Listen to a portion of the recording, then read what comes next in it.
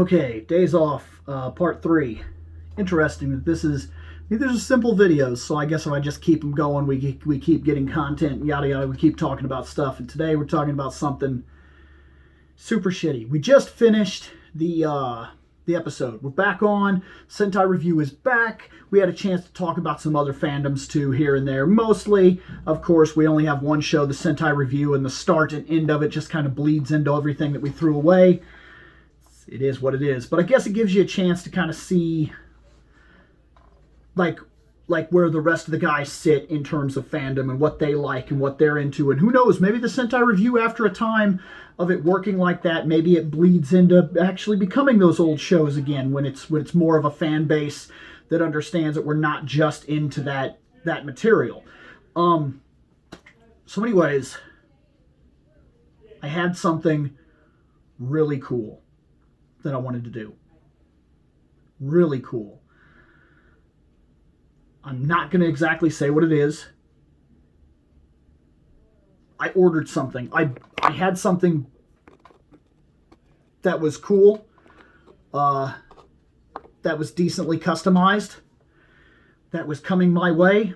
It was a large purchase, and I was super excited. It was something that I've wanted since I was a very little kid, something that I never had the ability to do, and something that as an adult, it was super childish, but I fucking did it. And come on, look at the collection.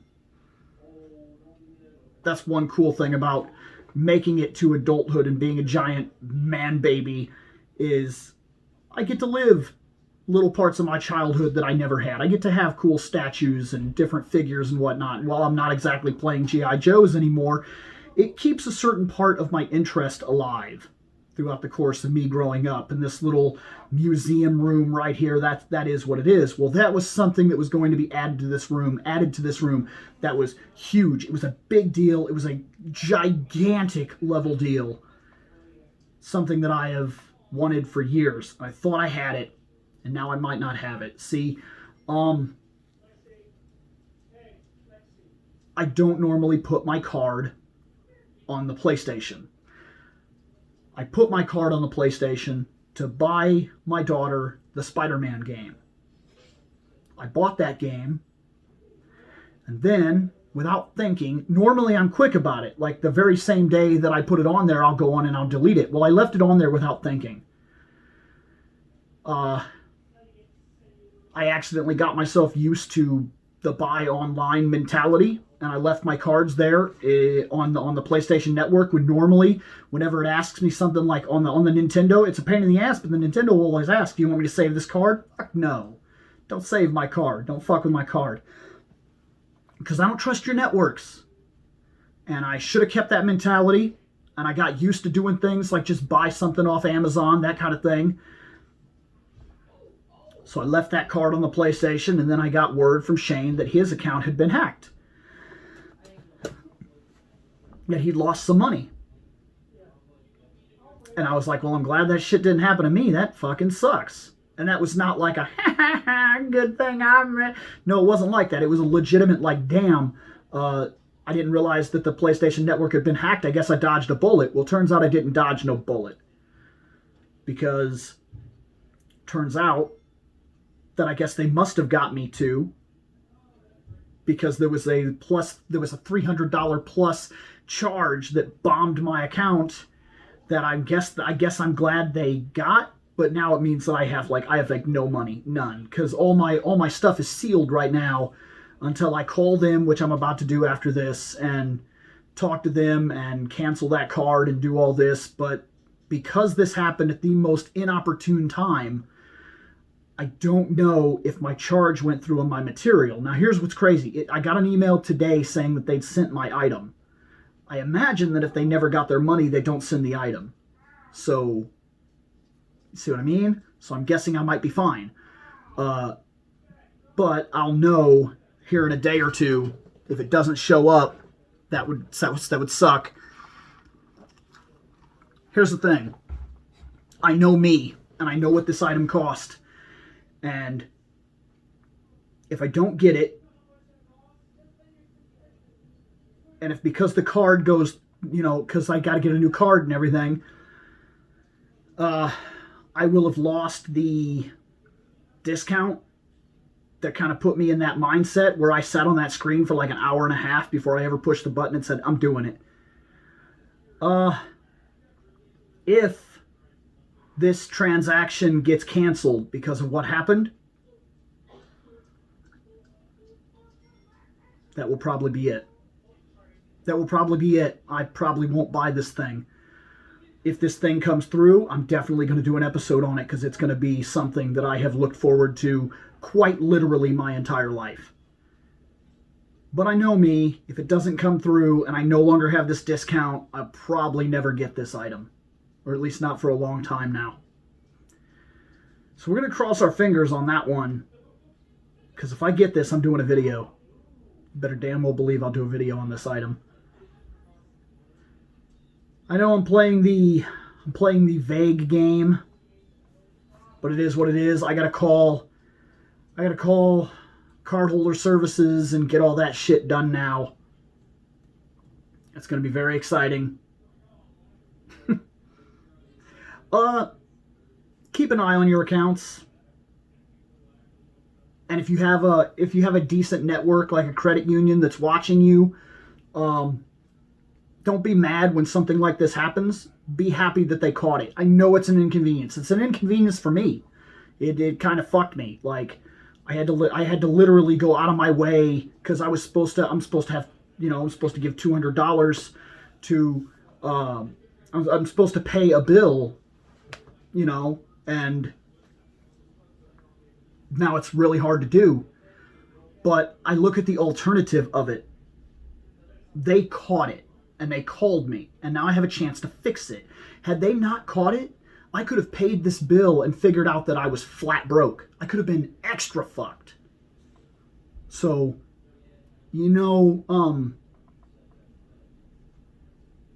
that's I guess what I'm saying is these little things, they're annoying. Be thankful for the part you can be thankful of, because I could have been really fucked by this. And I guess if your card is on the PlayStation or whatever, maybe you should check it, because it was not isolated. I got hit. Shane got hit. Yeah. All right. Okay, so right back again. This is the end of the night. It wasn't a bad night. Got that whole thing cleared up. It was scary. Had to get it cleared up. I did figure out what was going on. The situation turned out, luckily, to be not as bad as it had previously looked like. So that's cleared up. It was... I can't go over too much as to what actually took place. Basically,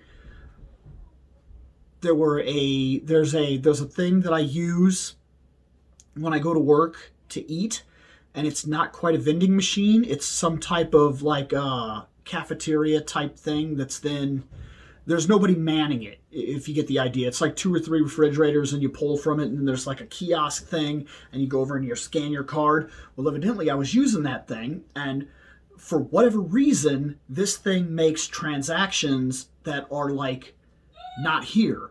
I don't understand why, but that's what we tended to figure out, because as we went through some of the transactions, we started to figure out that what it was all food items, and it was all food items that were very much the things that I always get.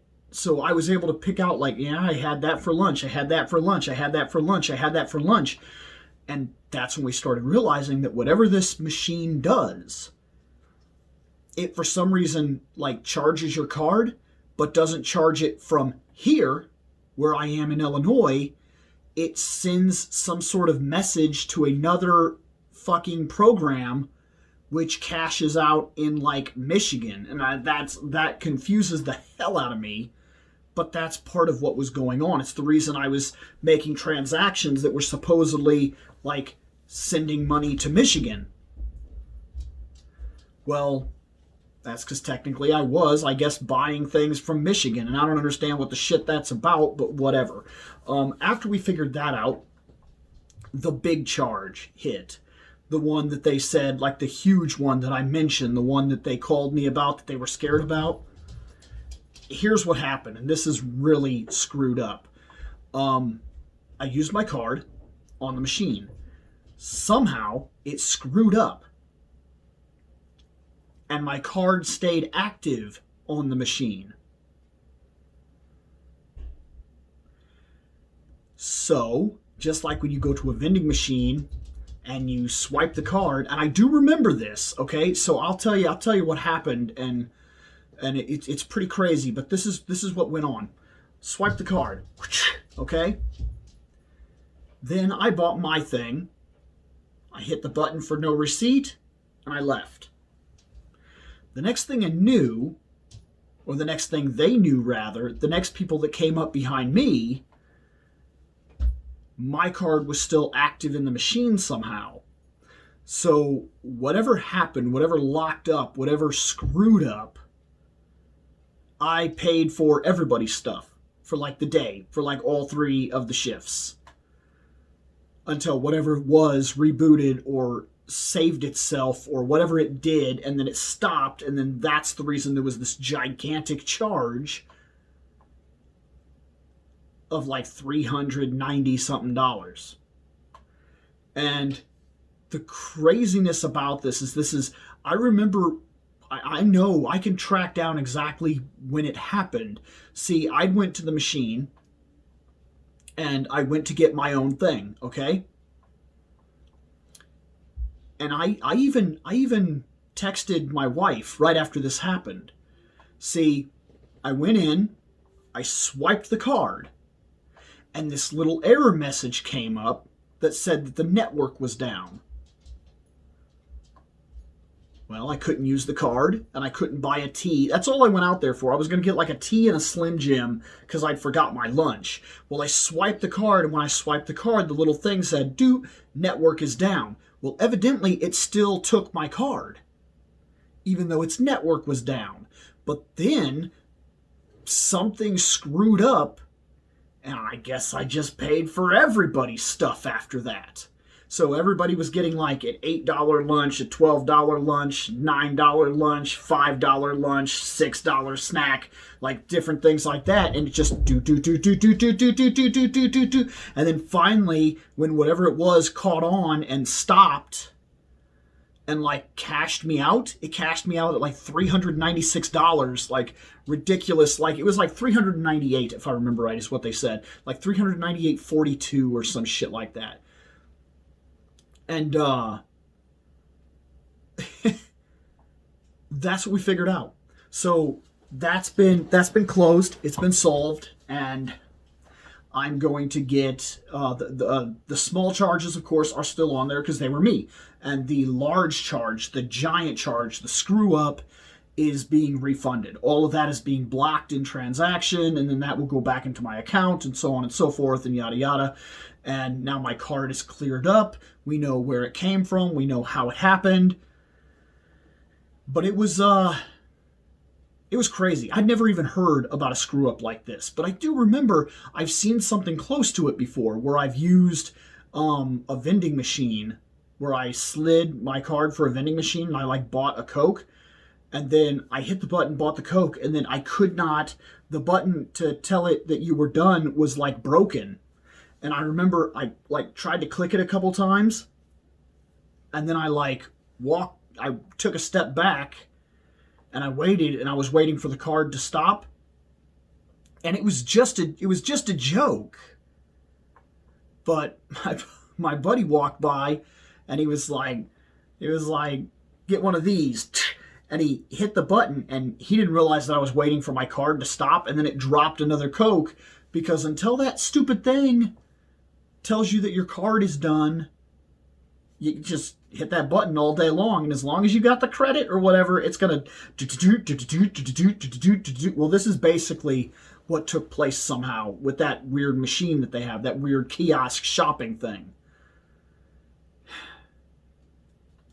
So it's solved, and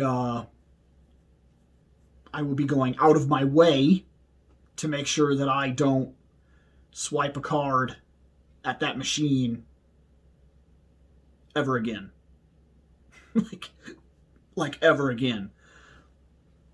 I'm just glad that I was with a banking community. I'm with a credit union, to be fair. I mean, it is a bank, but you get the idea. I'm with a credit union, and they watch like every transaction. And that's when they caught that big one, they immediately froze my account. Had they not froze my account, and had it been an actual like ordeal, I could have woke up to having absolutely no money. Could have been absolutely devastating. Well, after I got all that squared away and I went downstairs, I checked a secondary of my email, and that item that I ordered, because everything is okay, it is coming. It's already been sent out. It's on the way. It's going to be cool. When I get it, I would definitely be talking about it. It is something that I have wanted since childhood, like since 5 years old. I have wanted this. And it's kind of crazy to me that I've never, ever went out of my way to get it. With all the stuff that I've done, all the stuff that I've been a part of, all the stuff that I do, all the stuff that, like I tell people all the time, I just go and I get it. Well, strangely enough, this is one of those things that the more I think about it, then the longer it's been, and the older I get, the more I've wanted it, and I've never, ever done it. And that's wild to me. When it gets here, I'm going to do an unboxing. I'm going to do a first impression. I'm going to do excited about getting the item. I'm going to make a big thing of it, because it is like something that I have wanted since I was 5 years old, and I finally got it. And I'm very excited about it when it gets here. So when I got all that stuff done, I went downstairs, and Nick wanted me to build this with him. So we did. He did most of it. I was basically there to kind of supervise and watch the situation, because this is the second one of these that he has sat down and built. And it's a good one. This is actually really cool. I even talked him into going out of his way to put on some of the stickers and whatnot, because some of these stickers, these decals, they can be a little bit intimidating, because they're really small stickers, and sometimes they're really hard to get on there, especially like that one that went right there on his head, like above his eyes. This unit is pretty solid. And he told me, oh, I gotta fix that. He didn't have that on there quite right. I'm just not gonna move so I don't lose that part of his hand. But anyways, he told me it's going on my shelf after we finished it, and he put that on the shield to kind of tell me that it was going on the shelf. So that's pretty cool, because what that is that's my number. That's U1984, which 1984, of course, that's the year I was born. So that's what I put. Like if I do like a if I do a starship on STO or whatever, I always put 1984 just because it's my birthday thing. So yeah, made a new gunpla. Gonna talk about. I gotta find that piece of the hand that fell off. That's the reason I'm not moving at all now. But yeah, that was the second day. I'll do an update for the next day when I wake up or whatever, shave, get my stuff together, and that'll probably be that for this episode. And when I get this item, we're going to talk about it, because I am really excited about it. Okay, I don't know if this will be the last update or if there'll be one more after this. I'm awake. I got to shave. I got to put myself together. I'm thinking about doing I'm hoping to do at least 2 videos for the channel in general. I need to talk about the gunpla that I've already built that's going up on the shelf. I know that originally I was going to review every single one at a time and talk about the good points, bad points, everything like that. There's so many videos that I have to get done right now that I think what I'm going to do is I'm going to go through the gunpla that are built, put them on the shelf, and then I'm going to do a video talking about how some stuff goes on one side of the shelf and the other stuff goes on the other side of the shelf. Like The top shelf has been reserved for boxes. So boxes of Gundams, Gunpla that are complete are going to go on that side, and then Gunpla that are not complete, that still need to be made, will go on that side. I need to finally get some of the Wonder Woman stuff on the shelf. I need to tell you just one thing after another. There's a lot to get back in here. And still, we have the books. We still have to go through a crap load of books that need to go there. It's just a lot. There's a lot. It can, like I said, it can feel overwhelming, but I've got plenty of time to get it done. More so than I even tend to allow myself, I think, because I'm in a mindset where I'm like, I gotta do, and I guess I do gotta do, but like, I have time to do it.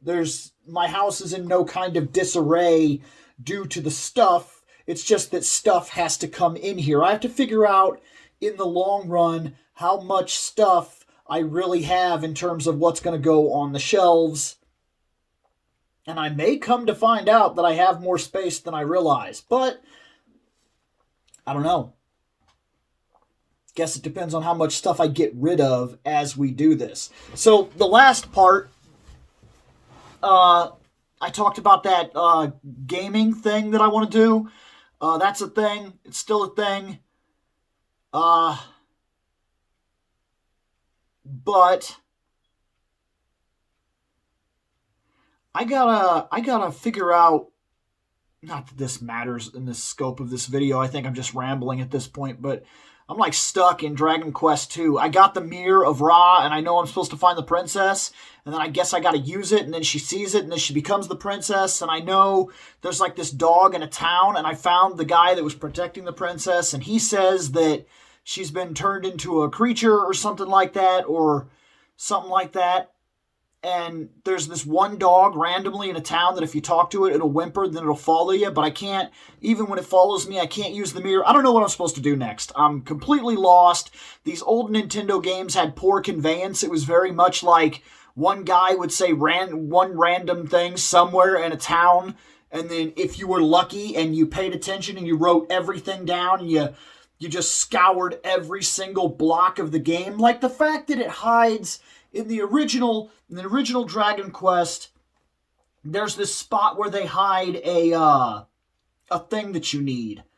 Like, it's a mark. It's a mark. It's like an emblem of Erdrick or whatever that proves that you're part of his family line, and it's located in the largest swamp in the game, and it's also in one of the hardest areas in the game. It has monsters that are comparable to the same kind of monsters that you will fight at the very end of the game in the final castle. And that's where it tells you to literally, like one guy says, there's a legend about so-and-so tramping through a swamp or whatever. So you go down to the biggest swamp in the game, and in the original Nintendo game, there was no indicator as to where this was. You literally had to take a step. It's because you're in swamp, you take damage every time you take a step. So you take a step, get hurt, search the area, find nothing, take a step, get hurt, search the area, and you had to do this. There was no other indication that there was this thing, and it was in one block of this entire swamp that took up like a huge portion of the bottom map. It's that kind of stuff that I'm thankful about the internet, because that's poor game design. It is. It may have worked for the time. It may hold a nostalgia. You may feel, I guess, more D&D or whatever, or more accomplished because you figured that shit out. But you guys, we had more time. We had more time. We were kids, and we had more time to do that kind of dumb shit. We simply don't have the time the older you get to deal with that level of ridiculousness, to search every single block. So I'm glad I have the internet to just tell me where the fuck the princess is. I'm not going to waste my whole life playing Dragon Quest II, wandering every single block on the continent, because I've been doing that. I've been trying to be like real to the game and kind of get that old experience, but I think I'm done with it. I have $7,900, and this is before I even got the princess, so I have way more money than I'm supposed to have. All my two guys are both like level 22. They're way stronger than they're supposed to be. There's not a single guy that on the map, even Kane is taking out every single guy in one hit, and he's way weaker than Hero. Like, I'm overpowered, and it's ridiculous. And that's what it was like to play these old Nintendo games sometimes. I remember that in Dragon Warrior. In Dragon Warrior, I was nearly max level when I actually made it to that castle. And I'm talking years ago, not the newest time I just ran through it. But, like, I was so strong that the green dragons would appear inside of the castle at the end of the game, and I could kill them in, like, literally 1 or 2 hits at the most. Just dink, dink, dead.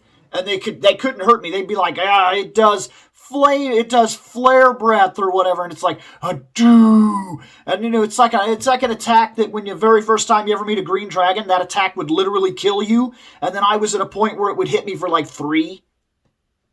Oh no. But I don't think that it makes it a good game that I was able to level up and power through. It makes it a good game when the conveyance is strong enough for me to enjoy the story and the challenge of the story moving through. And if I have to level grind every now and then, in my opinion, an RPG design, the amount of level grinding should be equivalent to the gear in the area. So the monsters in the area, if you have to level grind for a while, you go out, you fight those monsters until you've made enough money to purchase all the gear that you need for all of your characters in that current town. You should now be equipped and strong enough to make it to the next part of the game. And if you're not, if it still takes another 2 or 3 or 4 hours of level grinding on top of the equipment that you have that should sustain you to the next area, that's poor game design. And I hate to call out old games of my nostalgia, things that I loved and was a big hit when I was a kid. I don't have that kind of time. I don't have that kind of gameplay attitude anymore. I feel like that is poor game design. Level grinding, excessive level grinding should be a thing of the past. If you want to get to level 99, that's great. You do that. If you have the time to do it, if you feel like you've accomplished something, if it made the game bigger than life for you, that's great. You fucking do that. I don't want to do that. Yeah. I guess there'll probably be one more update before this closes out, but I think that was our, yeah. Okay, so that's that. That's the whole day. That's the whole freaking day. Not too bad. I did 3 episodes today. I got done with 3 episodes, all 3 Gundam episodes. So the entire Gundams are loaded onto the shelf. Every single one that I've made or still have over the years is sitting on the shelf. Excuse me. The boxes are set up there, so those have been rearranged. Now, all the boxes on the left side of the wall are the ones that have been made, and all the boxes on the right side of the wall are the ones that still need to be made. And that's great, because that's a nice system, because I can keep my toolbox up there on the right side, and once a week, once every 2 weeks or something like that, when I really get that chance, I can go up there, I can pull it down, and I can work on one. I think the next one I'm going to do, just because it's old, and I remember having it when I was younger. I had both versions, even. I had the Zagok in blue, and I had the Zagok Char Custom, and I got a Char Custom that was brought over by Nick, and I'm going to work on that one next. I think it'll be a simple one. It'll be a throwback to kind of like my childhood, because it's the original one that came out back then when I was growing up. So I'm kind of looking forward to seeing this one again and kind of building it again. It's the one that it doesn't even have the individual claws that can move. It's just got the one piece. So it's an older model, but there's a nostalgia attached to that it was one of the early ones that I built all those years ago. I made an RX-78 and I made one of him. And I remember one of the things that were really cool, and I would love to do this again. So I'm going to keep my eyes out. I've been thinking about this. This one hit me recently. There are certain battlegrounds that I can get that work perfectly for a Gundam display. Remember when we were growing up and the Micro Machines had the Star Wars collection? They had a little Hoth, and so there was Hoth, and there was the indoor moon, and all these different little battlegrounds in like the desert and whatnot from like Tatooine.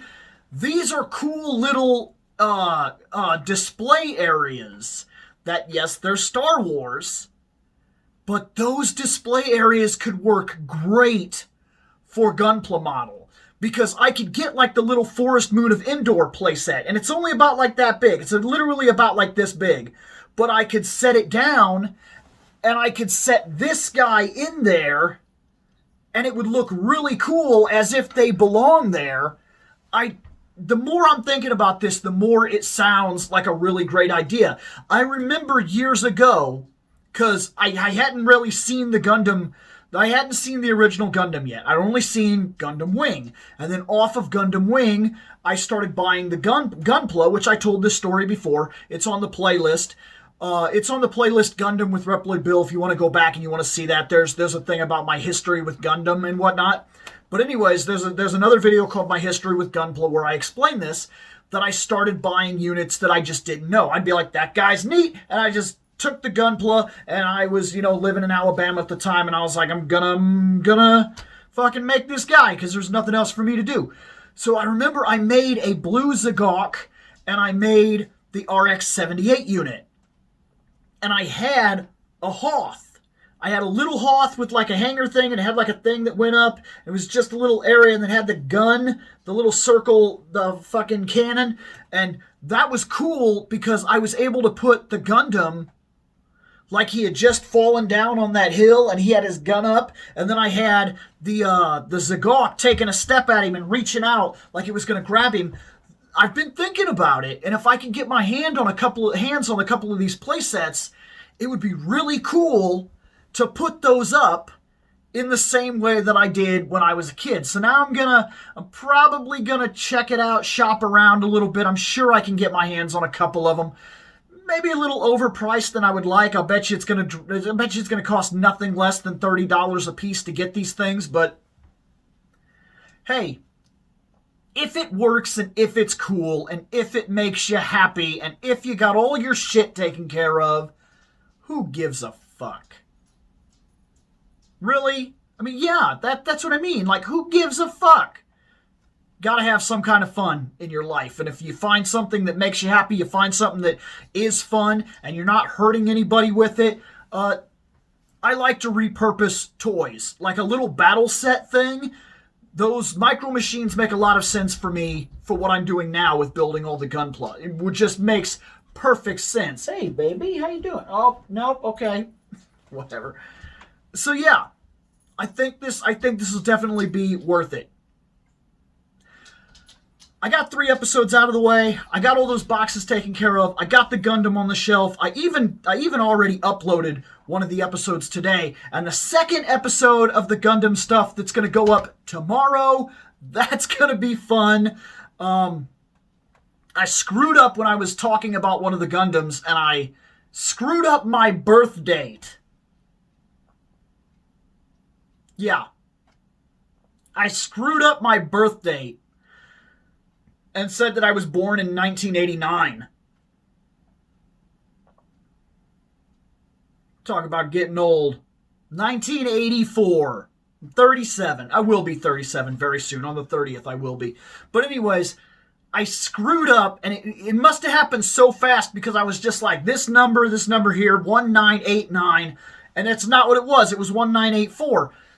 And while I was listening back to it, I got to that part while I was editing, and I was like, oh, come on. I did that. And I was just going to let it go, and I was going to post like a little, just put up some words on the screen or whatever that was like, it's 1984, Bill. And then it hit me. I was like, since I'm here, since I'm doing the videos, since I'm trying to get back into it, I'm having fun with it. I was like, I'm going to bring long hair Bill back. So I did. What? What'd you say? Dude, I don't know where you went to school. I have no idea. I have no clue where you went to school, stupid ass short hair Bill. But that is a 4. It's not a 9. It's not 1989. It's 1984. And First off, go back to school, learning damn numbers. Second off, it's your own birth date. You don't know your own birth date? Stupid ass Bill, long hair Bill. had come back, had to talk about stupid ass, short hair Billy and grow some hair, stupid balding ass head, learn some numbers, go back to school, know your birth date, dumbass. I dug out the old wig and the glasses and everything, and I put on the long hair Bill costume, and I got on the mic, got on the camera, and I just bombed myself for my own stupidity, and it was fun. It was fun. It was nice to goof around like that again. And I'm just trying to keep that attitude with these videos. I'm just trying to keep them going, keep them interesting, keep them talking, continually hit fandom topics as we go over the material that goes up on the shelf, because that's the point of these videos, man. Not these videos. These days off videos are a very different animal. But that's the whole point of these videos, is just to discuss fandom through the collection as fandom topics come up. It makes too much sense. I end up talking about, like, when I get to the Final Fantasy figures, when I get to a couple of the other figures that are on the shelf, when I finally make the Iron Man head, like, these are little things that are going to go up on the shelf, and we're going to talk about them, and it's going to lead us into fandom topics. It's just the way it is, and I wouldn't want it any other way. I think this is what the show should have been from the very beginning. I honestly do. And I really have high hopes for this year to continue on this trend of reviewing these things as they go onto the shelf and give myself a real chance to talk about different fandom topics. And of course, I will continue every now and then when I come across news stories and things like that. But that was this days off. That was the third days off. I cannot believe that I am keeping this momentum. I really can't. It kind of shocks me, because for a while here, I've been a roller coaster in terms of whether or not I keep this momentum. But I'm having a good time with this, and I finally have the free time to do it, and I'm finally making something out of it, and it's helping me sort the collection, get rid of stuff, and just kind of manage the collection in general, because it does become a bit of a feat. And after a while, you've got figures on the shelf that, like, if it doesn't have a purpose, it shouldn't be here. That's the biggest thing about it. If it doesn't have a purpose, it shouldn't be here.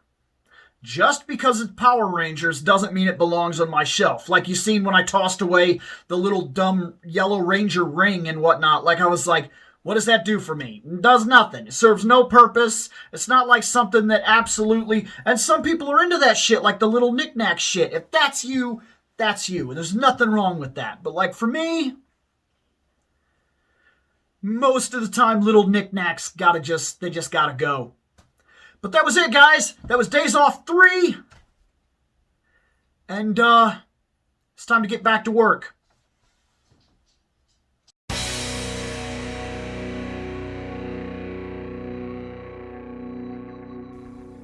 I have spoken. Take what you will from it.